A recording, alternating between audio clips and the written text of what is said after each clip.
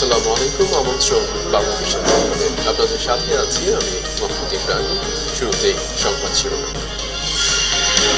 বাংলাদেশে ঢোকার সময় বঙ্গোপসাগর ও নাফ নদীর মোহনায় রোহিঙ্গা বোঝাই নৌকাডুবি, 10 শিশুসহ 13 জনের মৃতদেহ উদ্ধার, আরও অনেকে নিখোঁজ। দিনের পর দিন রোহিঙ্গাদের টেনে নেওয়া বাংলাদেশের পক্ষে সম্ভব নয় বললেন ওবায়দুল কাদের। শিগগিরই শুরু হবে যৌথ ওয়ার্কিং কমিটির কাজ, জানালেন পররাষ্ট্র প্রতিমন্ত্রী। বিএনপিকে বাদ দিয়েই নির্বাচনকালীন অন্তর্বর্তী সরকার গঠন করতে হবে বললেন এরশাদ। নির্বাচন কমিশনের সংলাপে জাতীয় পার্টির 8 দফা। দেখছিলেন সংবাদ শিরোনাম। Wings clear lemon drink. এবারে বিস্তারিত।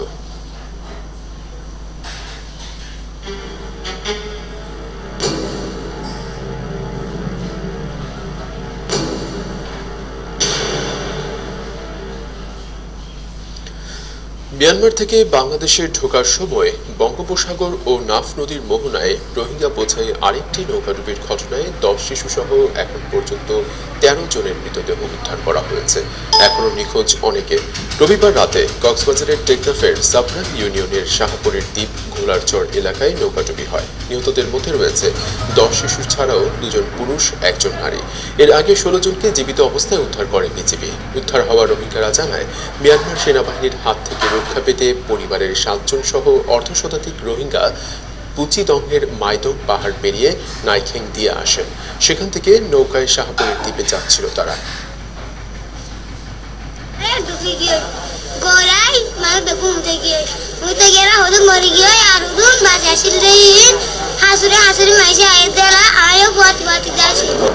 জন আসছিলাম, 60 জন তাকে বাদে আর তুলিওরে ও পানি হড়াহড়ি আসলে লই যায় মারি দিয়ে মতো বেগুন খাইতে পড়ি গিয়ে পরি দেয় বেগুন বাসার মাঝে দূরের মাঝে হত হড়ি গিয়ে কে তো 8 জন গিয়ে মরি গিয়ে 8 জন মরি গিয়ে 7 জন পাই 2 জন মাসে গিয়ে গেলাম থাকি।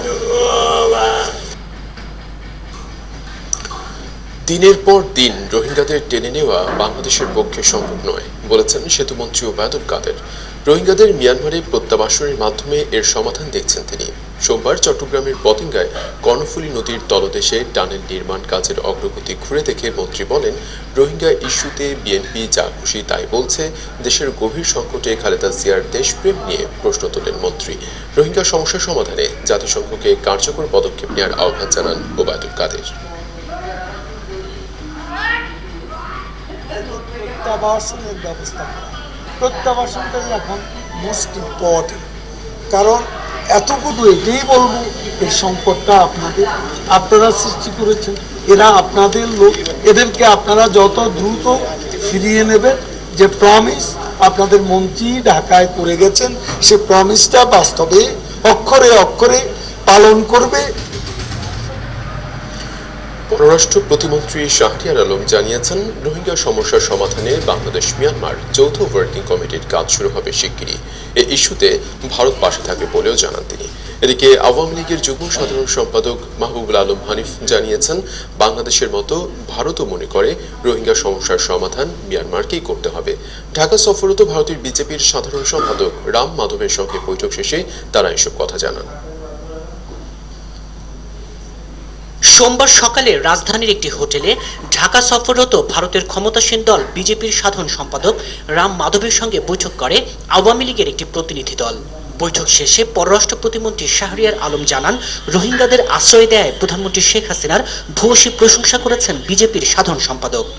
বাংলাদেশ সরকার যে মানবিক দৃষ্টিকোণ থেকে এত রোহিঙ্গা মুসলমানদেরকে আশ্রয় দিয়েছে বাংলাদেশে, সেটার প্রশংসা তিনি করেছেন এবং তাদের সমস্যা নিরসনে ভারত পাশে থাকবে সেটা তিনি তার বক্তব্যে পুনর্ব্যক্ত করেছেন। মন্ত্রী যিনি এসেছিলেন অং সান সু চি দপ্তরের, তিনি আমাদের প্রস্তাবনাগুলি নিয়েছেন এবং সেখানে সরকারের সাথে আলাপ করে খুব শীঘ্রই তাদের নামগুলি প্রস্তাব করবেন। আমরা আশা করছি খুব দ্রুততম সময় আমরা নামগুলি পাবো। সেই নামগুলি পেলে বাংলাদেশ থেকেও কমিটি গঠন করা হবে এবং 2 কমিটি বসবেন, খুব শীঘ্রই বসবেন। আওয়ামী লীগের যুগ্ম সাধারণ সম্পাদক মাহবুবুল আলম হানিফ জানান, রোহিঙ্গা সমস্যা সমাধানে ভারত পাশে থাকবে বলে প্রতিশ্রুতি মিলেছে। গোটা বিশ্ববাসী যেন মনে করেন যে রোহিঙ্গা সমস্যার সমাধানটা মায়ানমারকে করতে হবে, ভারতও সেটাই মনে করে যে এটা তাদের সমস্যা, তারাই সমাধান করবে।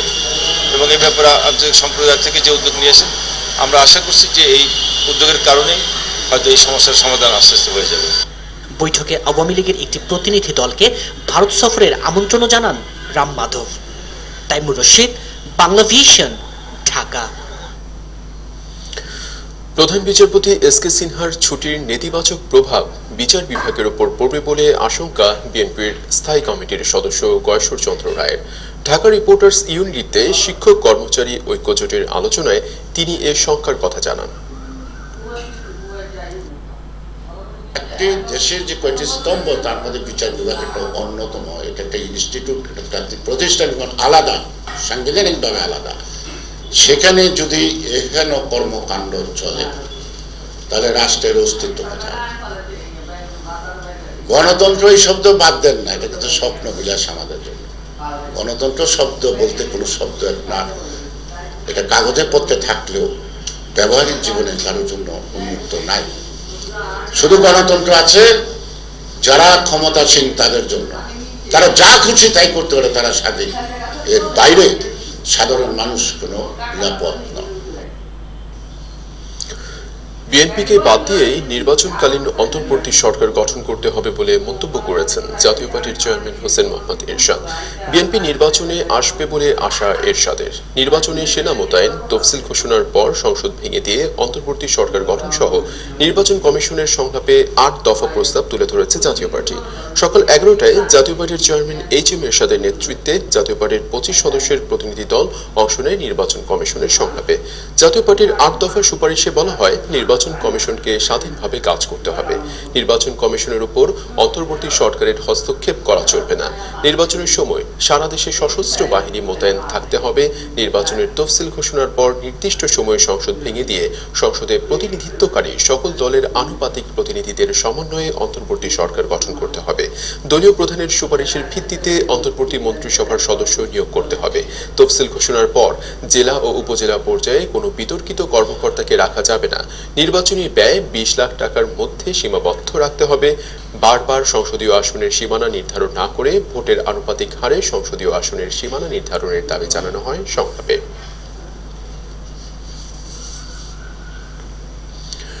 রোহিঙ্গা সহ কক্সবাজারের স্থানীয় 6.5 লাখ ঝুঁকিপূর্ণ জনগোষ্ঠীকে 9 লাখ ডোজ কলেরা টিকা খাওয়ানো হবে বলে জানিয়েছেন স্বাস্থ্যমন্ত্রী মোহাম্মদ নাসিম।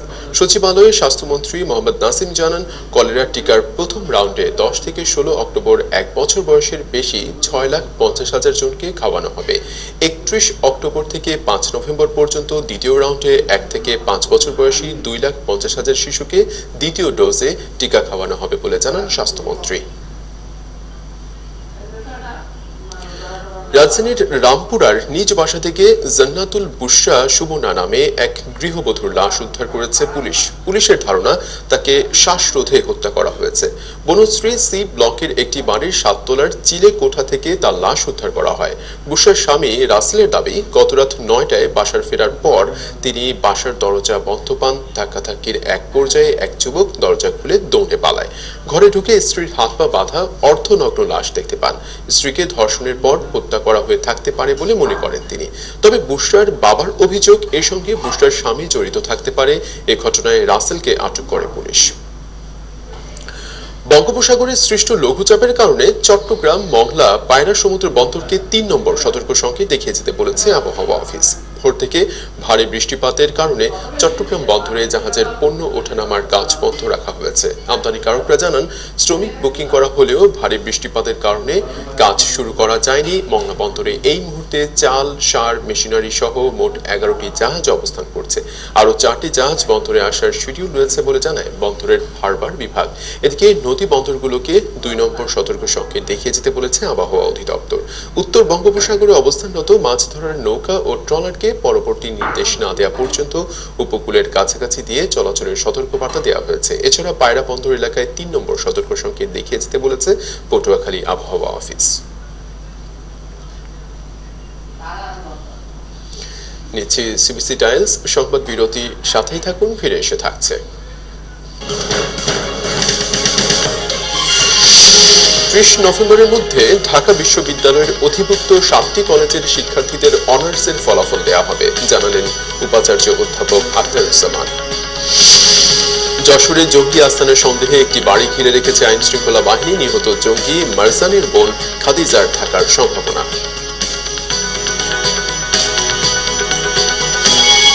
আপনারা দেখছেন বাংলা ভিশন সংবাদ।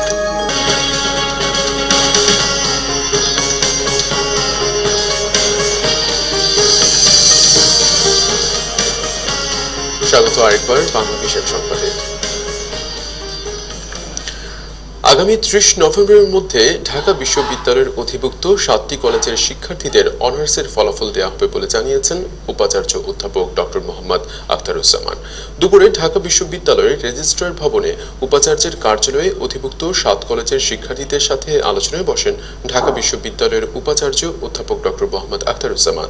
বৈঠক শেষে উপাচার্য জানান, জাতীয় বিশ্ববিদ্যালয়ে যে প্রক্রিয়ায় ফলাফল প্রকাশ করে তার সাথে ঢাকা বিশ্ববিদ্যালয়ে ফল প্রকাশের কোনো মিল নেই।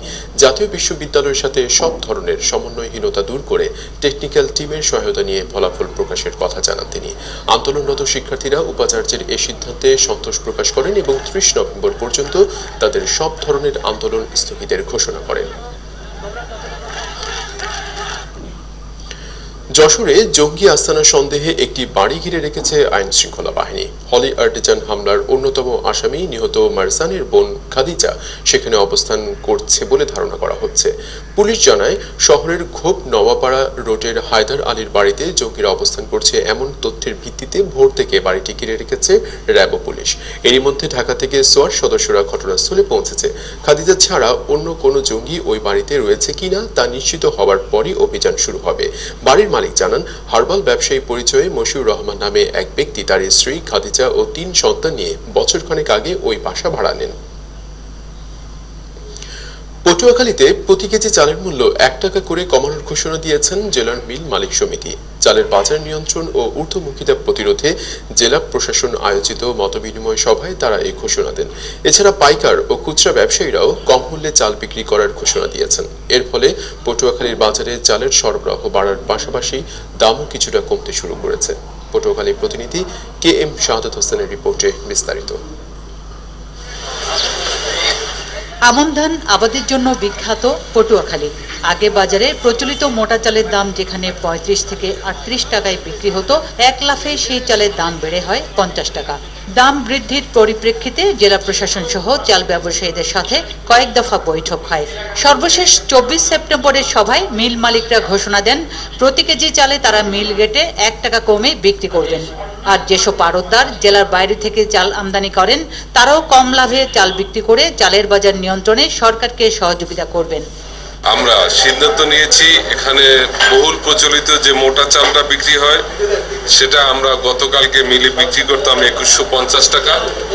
সেটা 50 কেজি ওজনের যে বস্তা সেখানে আগামীকালকে থেকে 1 টাকা কমে আমরা 2100 টাকায় সর্বোপরি 42 টাকা কেজিতে আগামীকালকে থেকে বিক্রি করব। যারা খুচরা বিক্রেতা তারা সার্বিকভাবে তারা কম রেটে পাবলিকের কাছে দেওয়ার জন্য উদ্বুদ্ধ হবে এবং সবাই পাবলিক এটা ক্রয় করবে, এটা আত্মবিশ্বাস। ব্যবসায়ীদের এই ঘোষণায় চালের বাজার আরও নিম্নমুখী হবার আশা করছে জেলা প্রশাসন। কোনো অবস্থাতেই চালের বাজার অস্থিতিশীল তারা এখানে হতে দেবে না এবং সরকারের যে কোনো সিদ্ধান্ত সরকারকে সাহায্য করার জন্য এই চালের বাজার যাতে করে সাধারণ মানুষের নিয়ন্ত্রণের মধ্যে থাকে, কোনোভাবেই যাতে অন্য কোনো ব্যবসায়ী যদি কারোর মধ্যে দ্রব্যসন্ধি থেকে থাকে সেই রকমের কোনো ব্যবসায়ীকেও তারা আমাদেরকে চিহ্নিত করে ধরিয়ে দেবে বলে আমাদেরকে জানিয়েছে। বর্তমানে পটুয়াখালীর খুচরা বাজারে প্রতি কেজি মোটা চাল 43 থেকে 44 টাকায় বিক্রি হচ্ছে। এদিকে সরকার বাজারে OMS এর মাধ্যমে আতপ চাল বিক্রি শুরু করলেও তার প্রভাব পড়েনি বাজারে।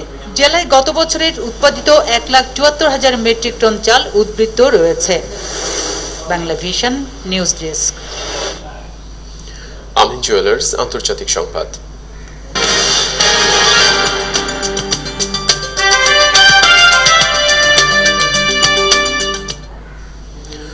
মার্কিন দূতাবাসের এক কর্মকর্তাকে গ্রেফতারের জেরে এবার পাল্টাপাল্টি ভ্রমণ ভিসা স্থগিত করেছে যুক্তরাষ্ট্র ও তুরস্ক।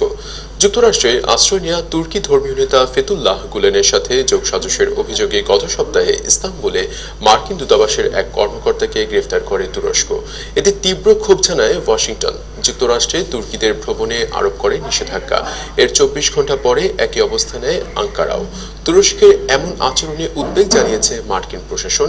দূতাবাসের নিরাপত্তায় তুর্কি সরকারের দেয়া প্রতিশ্রুতি পুনর্মূল্যায়ন করছেন তারা। যুক্তরাষ্ট্রের পেনসিলভানিয়ায় আশ্রয় নেওয়া ফেতুল্লাহ গুলেনের বিরুদ্ধে তুরস্কে গত বছর সেনা অভ্যুত্থানে মদতের অভিযোগ রয়েছে। তাকে নিয়েই কূটনৈতিক টানাপোড়েন চলছে দেশ দুটির মধ্যে।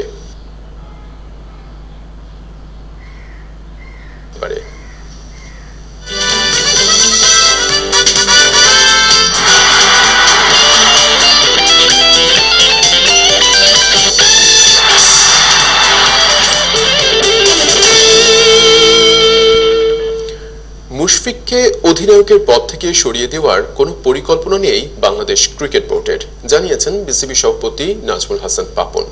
বাংলাদেশ ঔষধ শিল্প সমিতি আয়োজিত এক সংবাদ সম্মেলন শেষে তিনি এই কথা বলেন। তবে মাঠের ভেতরে সিদ্ধান্ত টিম ম্যানেজমেন্ট থেকে আসে মুশফিকের এমন দাবি নাকচ করে দিয়েছেন বিসিবি সভাপতি। দলে কোচের সঙ্গে ক্রিকেটারদের কিছু একটা সমস্যা হচ্ছে বলে মেনে নেন পাপন।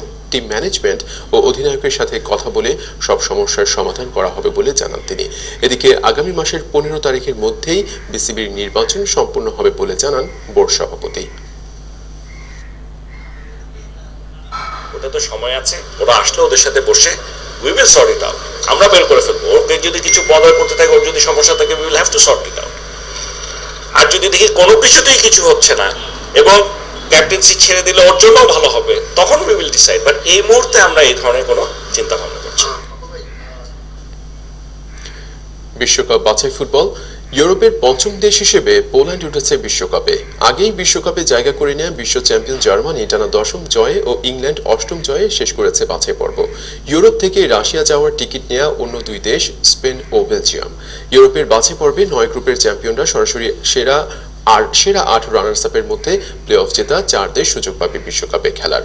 বেলজিয়াম, জার্মানি, ইংল্যান্ড ও স্পেনের পর রোববার পোল্যান্ড উঠেছে বিশ্বকাপে। ই গ্রুপের শেষ রাউন্ডে পোলিশরা ঘরের মাঠে 4-2 গোলে মন্টিনিগ্রোকে হারিয়ে ডেনমার্ককে ছিটকে দেয় প্লে অফের পরীক্ষায়। সি গ্রুপ থেকে গত ম্যাচে বিশ্বকাপের টিকিট নেওয়া জার্মানি টানা 10ম জয়ে শেষ করে বাছাই পর্ব। আজারবাইজানকে ঘরের মাঠে 5-1 বিধ্বস্ত করে বিশ্ব চ্যাম্পিয়নরা। এই গ্রুপে নর্দার্ন আয়ারল্যান্ড রানার্স আপ হয়ে প্লে অফ খেলার অপেক্ষায়। এফ গ্রুপে চ্যাম্পিয়ন হয়ে গত ম্যাচে রাশিয়া যাওয়ার ছাড়পত্র পাওয়া ইংল্যান্ডও শেষ ম্যাচ জিতে লিথুয়ানিয়ার মাঠে 27 মিনিটে পেনাল্টি থেকে গোল করে হ্যারি কেন নিশ্চিত করেন থ্রি লায়ন্সের 8ম জয়।